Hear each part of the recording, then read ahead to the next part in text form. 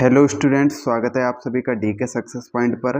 तो इसमें हिंदी का निबंध आपको बताने वाला हूँ, पुस्तकालय का महत्व। पुस्तकालय के महत्व पर यहाँ पर आपको निबंध बताऊंगा, जो कि बहुत ही अच्छे तरीके से मैंने लिख रखा है। अगर इसी प्रकार से आप अपने एग्जाम में लिख के आएंगे तो आपको यहाँ पर पूरे नंबर देखने को मिलेंगे। और ये आपका एक बहुत महत्वपूर्ण टॉपिक रहता है निबंध, और ये हर साल आता है एक निबंध लिखने को, और पुस्तकालय पर निबंध बहुत बार पूछा गया है। तो इस दृष्टि से आपके लिए ये वेरी इम्पोर्टेंट हो जाता है। तो देखते हैं किस प्रकार से आप निबंध लिखेंगे पुस्तकालय पर। निबंध कोई डिफ़िकल्ट नहीं होता है, आप एक दो बार इसे पढ़ेंगे और उतने में ही आपको पता चल जाएगा कि आपको लिखना किस प्रकार है। फिर आप बना बना के अपने पास से भी लिख सकते हैं। निबंध में ऐसी कोई चीज़ नहीं होती है जिसे आप याद करके जाएंगे, बस आप समझ के जाइएगा, और जो आप अपने आसपास देखते हैं बस वही आपको लिखना रहता है।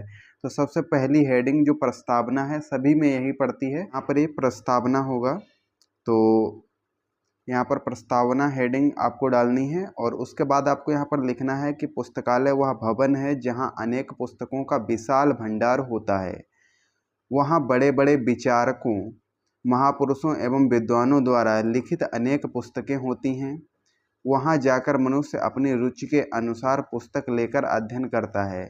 पुस्तकालय से पढ़कर ज्ञान पिपासा शांत करने का कोई उत्तम साधन नहीं है। तो यहाँ पर बताया गया है कि जो पुस्तकालय से बढ़कर ज्ञान पिपासा को शांत करने का कोई इससे अच्छा उपाय नहीं होता है, क्योंकि आप अपने घर में कुछ ही पुस्तकें रखते हैं, बल्कि पुस्तकालय में बहुत सारी पुस्तकें जो कि अलग अलग विचारकों, विद्वानों, लेखकों की मिल जाती हैं। तो आप वहाँ से आप अपनी पढ़ के जो पढ़ाई की इच्छा है उसे आप अपनी पूरी कर सकते हैं। दूसरा है पुस्तकालय। पुस्तकालय का अर्थ क्या है? तो पुस्तकालय का अर्थ है पुस्तकों का घर। इसमें विविध विषयों पर अनेक विद्वानों के द्वारा लिखित पुस्तकों का विशाल संग्रह होता है। यहाँ पर जो तीसरी हेडिंग है वो है पुस्तकालयों के प्रकार। पुस्तकालय कितने प्रकार के होते हैं?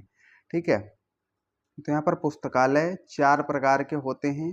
पहला है व्यक्तिगत पुस्तकालय, दूसरा है विद्यालयों के पुस्तकालय, तीसरा है सार्वजनिक पुस्तकालय, चौथा है सरकारी पुस्तकालय। तो व्यक्तिगत पुस्तकालय कौन यूज कर सकता है?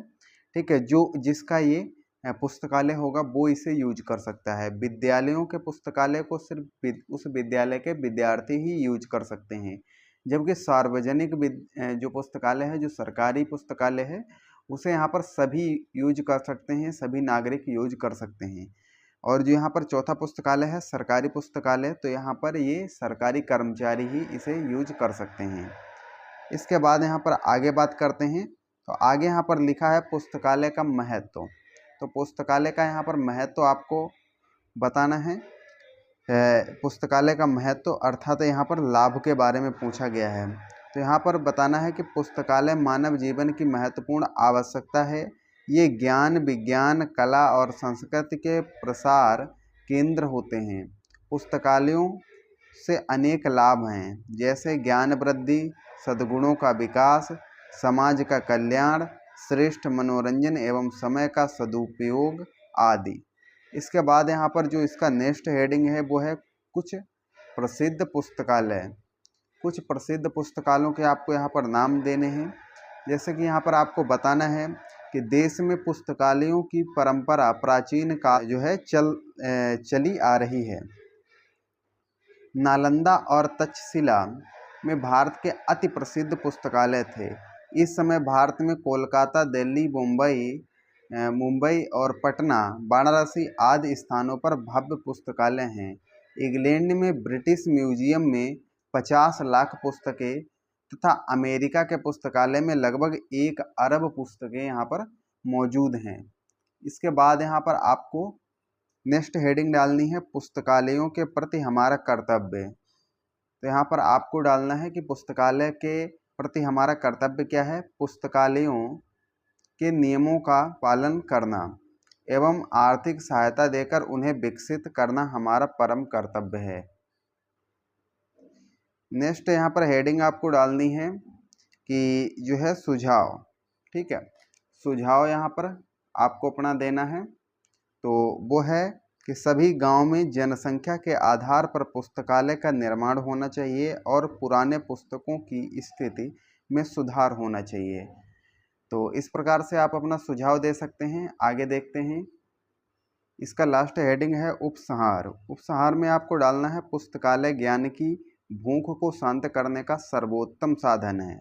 पुस्तकालयों में संग्रहित पुस्तकों के माध्यम से ही हम अपने पूर्वजों की गौरवपूर्ण संस्कृति धरोहर से प्रेरणा प्राप्त करते हैं। इसलिए नियमित रूप से पुस्तकालयों में बैठकर अध्ययन करना हमारे आचरण का आवश्यक अंग होना चाहिए। तो इस प्रकार से आप पुस्तकालय पर निबंध यहाँ पर लिख सकते हैं। आई होप आप सभी को ये वीडियो पसंद आया होगा।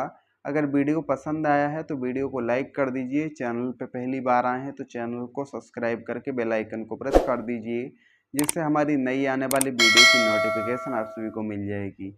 मिलते हैं नेक्स्ट वीडियो में, तब तक के लिए जय हिंद, जय भारत, वंदे मातरम।